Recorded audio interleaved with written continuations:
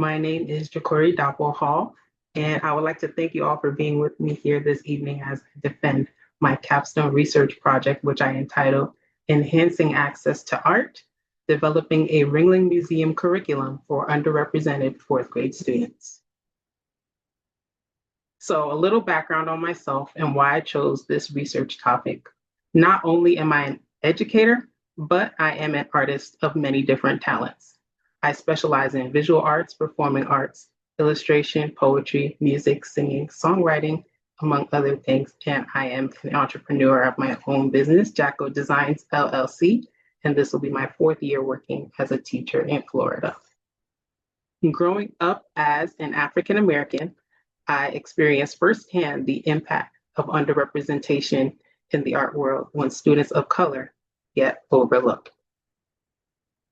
That lack of representation became the driving force behind my decision to become an art teacher, specifically at a Title I school where I could connect with student demographics and offer them the representation and opportunities that I was not afforded at their age. I desired to have a classroom that fosters respect, challenges the ideas of multicultural identity, and teaches Black excellence.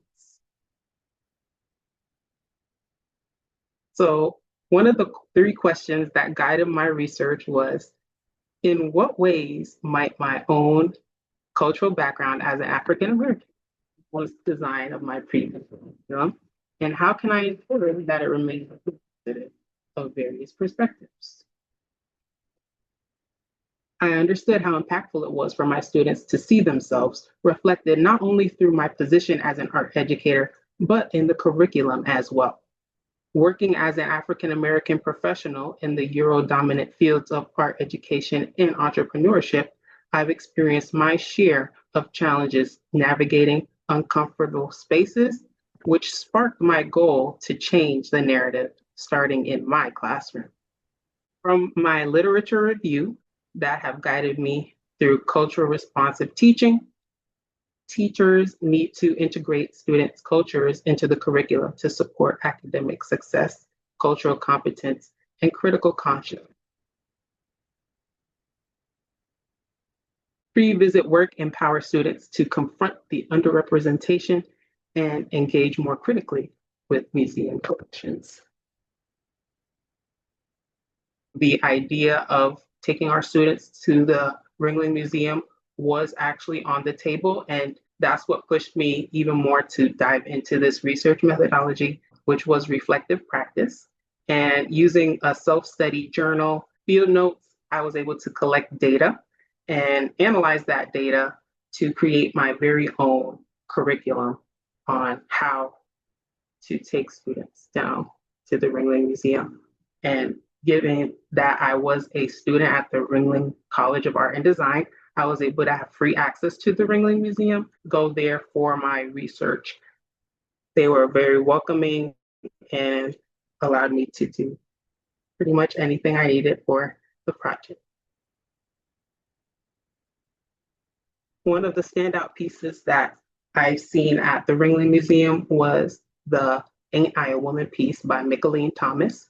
And this was what stood out to me because it was an African-American themed piece where not only was it created by an African-American, but it represented an African-American. And seeing that representation, that was one of the only pieces where I felt that connection. And I knew that something like this would be a great starting point for my curriculum. So among other data collections, I had a host of different photos that I took from different angles at the museum, different galleries, how I felt in the space, and I wrote all those things down, took notes of the representation of art on the walls. And as you can see from the graph here, it was mainly white figure art, but there were some abstract pieces and Asian art as well included.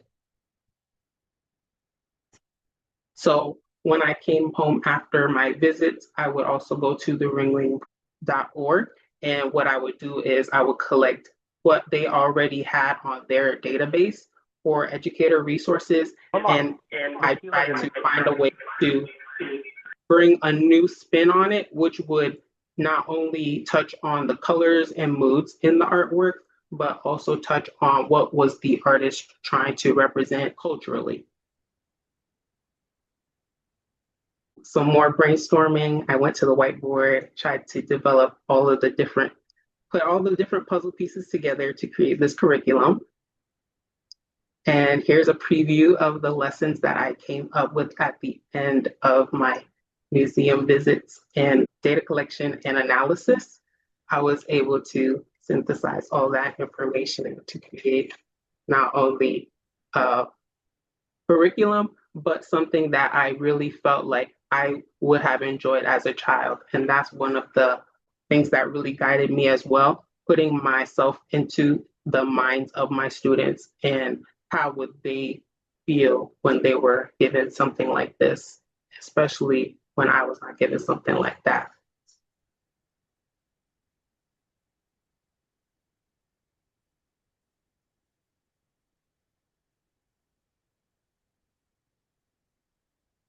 So that was actually one of my findings, was thinking like a child. And when I walked through the museum through those student eyes and putting myself in those shoes, how I was able to create more engaging questions and focus on the diverse themes that really mattered to them. Seeing the space from their point of view helped me to connect more deeply, not only with the art, but with the experiences of the students. Looking back at my feelings and data analysis, when I first visited, I felt out of place and I felt like there wasn't much representation for people like me or my students. But instead of turning away from that discomfort, I used it to reflect more deeply. I paid attention to who I was in the space. I used the tools like the museum map and focused on the artworks and how my emotions shifted.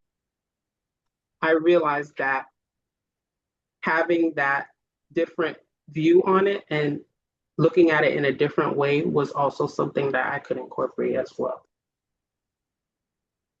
And I was able to look at the bigger picture and focusing on that lack of ethnic diversity at the Ringling Museum collection and what they had in their permanent collection. That encouraged me to look at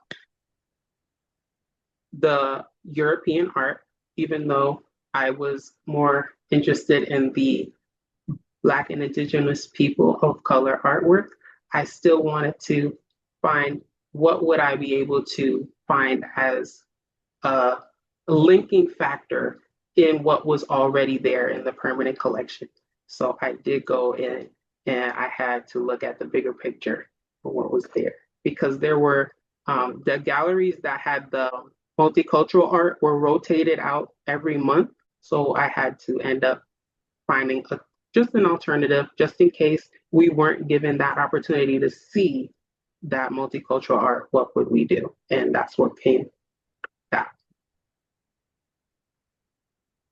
The outcomes of this research, I would like to make my research available for our educators and the Ringling Museum itself, and it's currently on my website, Jacko Designs, JahkoriDopwellHall.org, and that's where you can find my lesson plans and resources that I have created. And I would like one day for the students that I made this for to be able to take part in this and be a part of this lesson plan. I definitely want to incorporate it in the upcoming school year, because we didn't have the opportunity to in this past school year. While we had two opportunities, the first opportunity got canceled, and the second one, the bus trip, wasn't really scheduled properly. So that's another thing that came up while I was doing my research as well, the lack of opportunity that students have at a Title I school to visit museums like the Ringling and being able to see themselves in that space.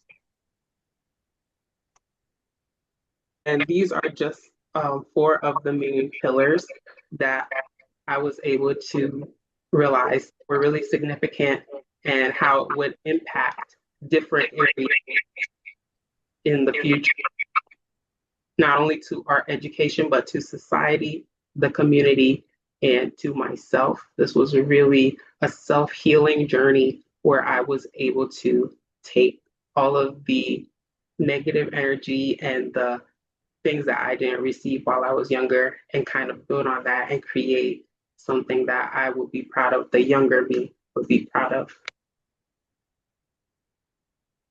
And last but not least, as for my recommendations, I would say looking at the long-term effects on the students and how this would be impacting their future and having that opportunity. And that is the end of my presentation. Thank you. And any questions, comments, concerns? All right, Jahkori, thank you so much for that wonderful presentation. I love all the original images that you included throughout the presentation, really kind of bringing alive what your process not only in the classroom is like, but also through your own experiences within those gallery spaces. It was very immersive to see what you were seeing from all of the different angles, where you were sitting, who you were looking at, the pieces that surrounded you. I think first and foremost, all of us on your committee, we're artists. That's, the first love that gets us into the field of education to begin with. And so I think that all of the visuals that you included really helped to paint a very clear picture of what you are surrounding yourself with over these past several months of research. The other thing that I want to start with is by saying that, you have the type of spirit, and I've seen this in having the privilege of being your teacher for a couple of years now, that nothing is seen as a barrier by you. Like you said, I tried to get my students into this space last year. Two different obstacles came up, but I know that that's not going to deter you at all from making sure that your students are able to have those experiences in museum spaces at these really early ages. It doesn't matter that they're coming from a Title I school, you're the advocate in their corner. And now you have this incredible pre-visit curriculum that you can implement in this upcoming school year. So I think everybody, and you have an incredible array of family and friends who are here today. And I think you have an immense amount of support, both, from those who have met you and known you at UF, but also in this broader community that you have surrounding you and being huge cheerleaders for you getting these students into this space. I think that the work that you're doing is very needed.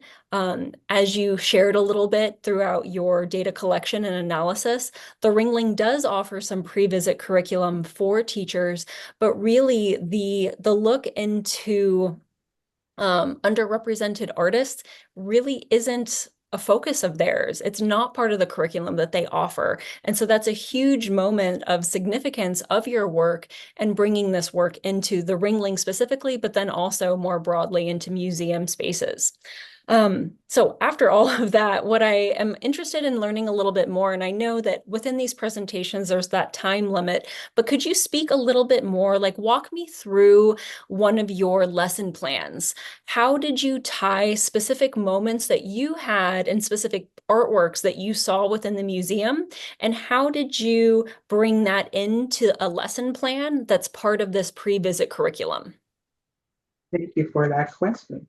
So we can start with, I will go to Appendix B, where I created a lesson about introducing the students to art museum etiquette.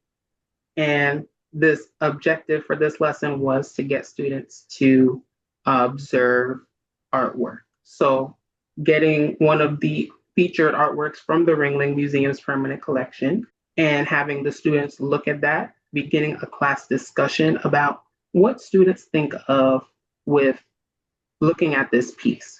What do they think that the artist was thinking? And just getting them in that space, getting them in that reflective method, kind of like how I was looking at the piece, writing down, journaling, so they would be taking that spot. And that's teaching them how to have that museum etiquette. When you go to the museum, you don't touch the art. If you have a question, you don't yell it out, you don't scream it out, you can write it down. And then we will go up to the museum guide and we can ask them, So having the students act like the guides in the classroom. putting them in the space. I like that. And I like how that's empowering the students too to feel like they can answer some of those questions too. What are their ideas around the piece? Not always just looking for the expert to give you, their knowledge and background about the piece, but rather helping the students be able to articulate what they see in the piece, what they're connecting to it. My second question for you has to do with a couple of the findings that you mentioned.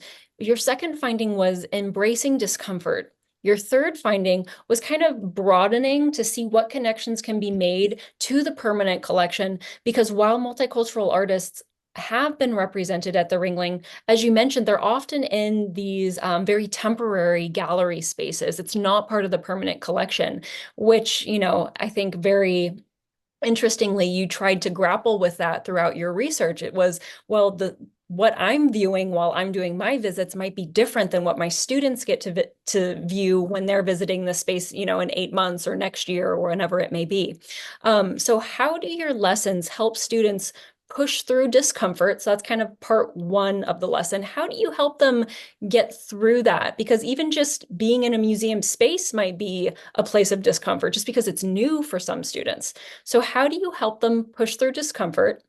And then second, how does your pre-visit curriculum help your students find themselves in the pieces that they're viewing, whether they are part of a permanent collection or part of more of a temporary gallery exhibit? So how do they push through discomfort?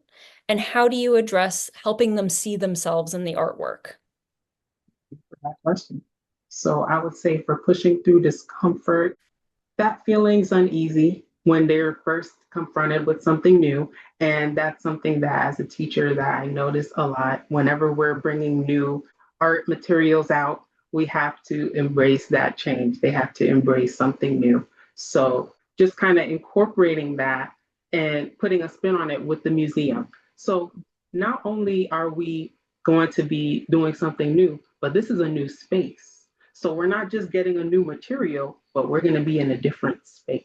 So just like when you go from your classroom and you come to the art classroom, there's different sets of rules. You're going from your classroom where your teacher might have higher expectations, but in the art room, you're free. You're able to create, you're able to draw, you're able to do all these things. In the art museum, you can't be running around, can't be screaming. So just getting them to recognize that they're two different places and we have to have a different method of action as we get into those different spaces. And can you repeat that second half of Sure. it, please? Sure. You were talking about your own journey and being able to see more of yourself and your story in the very Eurocentric artworks that are there. But of also obviously having more of a deeper connection to the pieces like Mickaling Thomas's Ain't I a Woman? So how will you help students find themselves reflected in the artworks, whether they be from the permanent collection or not? So kind of what is in your lesson plans that helps them see themselves within the pieces? I love that. Okay, so in Appendix D, Lesson 3, Finding Representation in Art, I have created a way for students to do just that. Because for this specific lesson, we're looking at an art piece from the Asian wing, the Asian arts of the Ringling Museum. And his piece is called Artificial Rock Number 124. And this is an abstract, so it can be interpreted multiple different ways symbolically. So getting the students into this frame of work, we would say, how does this piece work as a living metaphor for you? So, what do you see in this rock? Just because it's a rock doesn't mean it's nothing, right? You can interpret that as the rock in the stream of your pond at home, connecting that with a feeling of home, connecting that with an identity. Well, that's my dad because my dad said he's the rock of our family. That's the rock. So just pulling that out of them, getting them to think critically, getting them to really feel their connection to their home, their identity. Mm-hmm. Thank you. I think it really reminds me, one of the strategies that you wrote about within the section of your paper when you're talking about kind of what strategies were in mind pedagogically when you were creating these lessons were visual thinking strategies. So that very much it's kind of using those thinking strategies to help students make that connection, letting them start with what they see, what connections they make, rather than kind of, as so often happens within museum spaces, of kind of leading with information heavy rather than leading with connection heavy questions. So thank you, Jahkori. I'm going to go ahead and turn it over to Professor Furlong to ask you a few questions too. Thank you. Thanks so much, Jahkori. It's great to see how far you've come and all the amazing research you've done. Obviously, this is such a necessary topic to talk about, to research, to really call into question how institutions represent and don't represent different populations.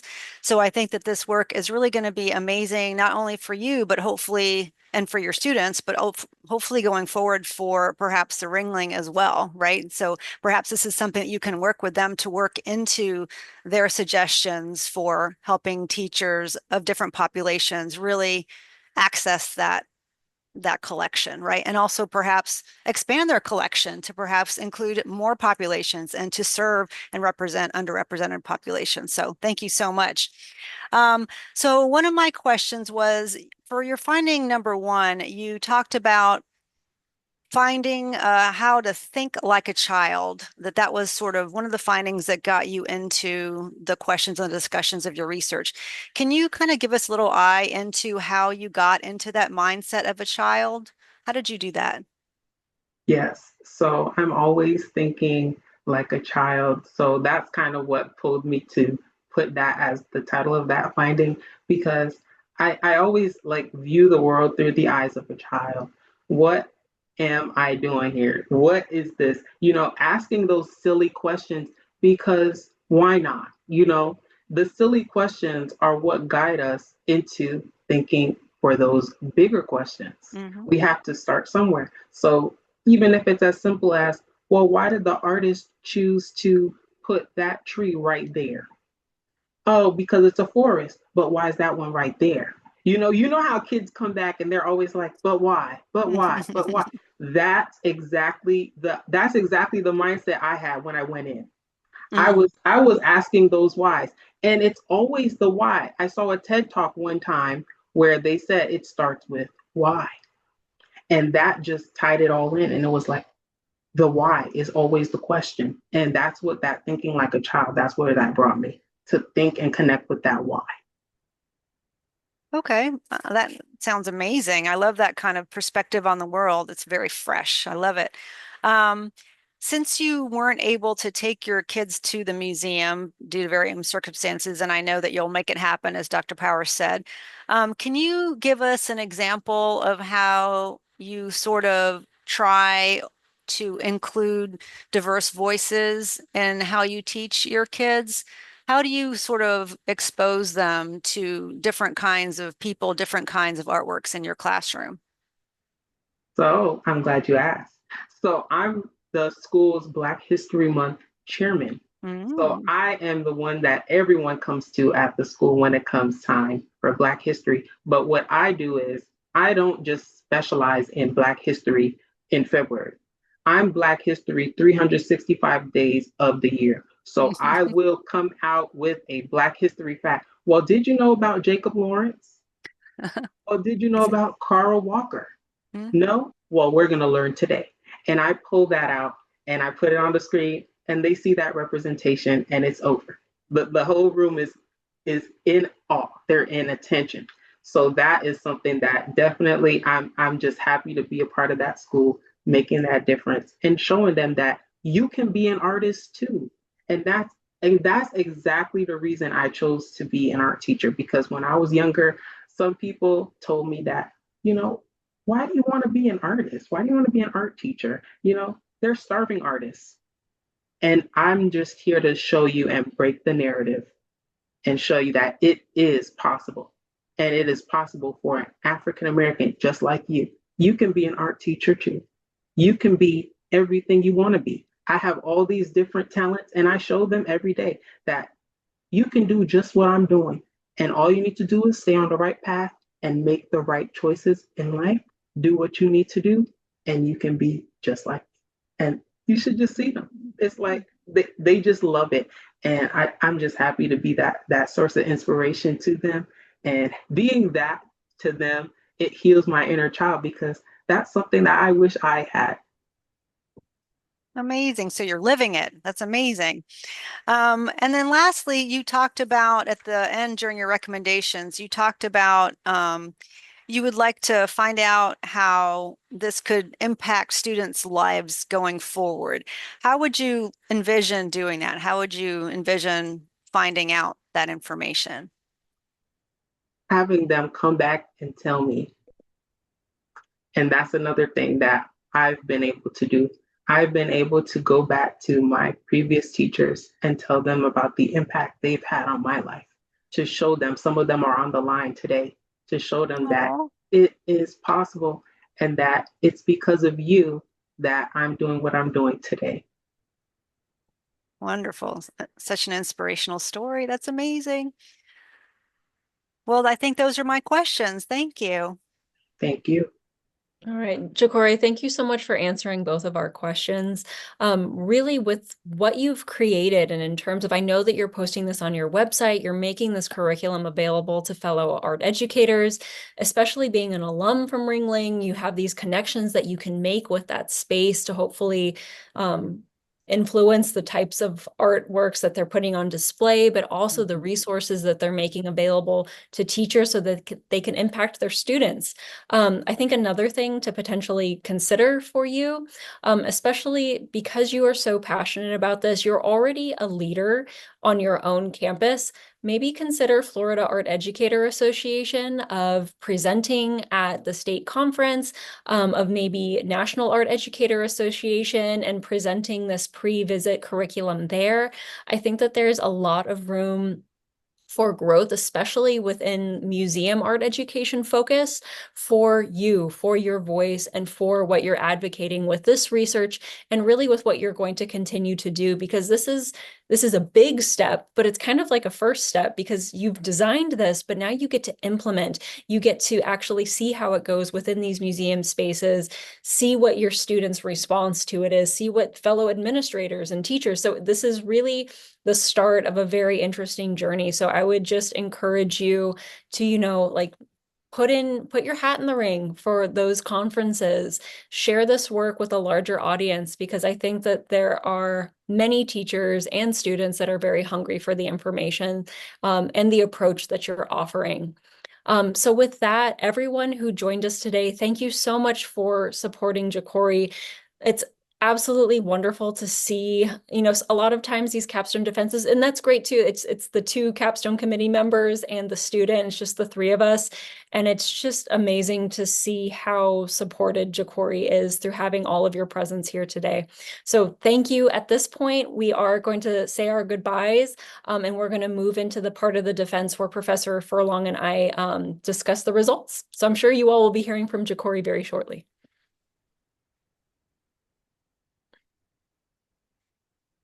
Hey, Jahkori, I went ahead and started the recording back up. Congratulations, you have passed your oral defense. Thank you. Did. All right. So beautifully presented. Again, it was just wonderful to see how many people love and support you. It's a very unique capstone and seeing such support, which I absolutely loved, and I know Professor Furlong did too.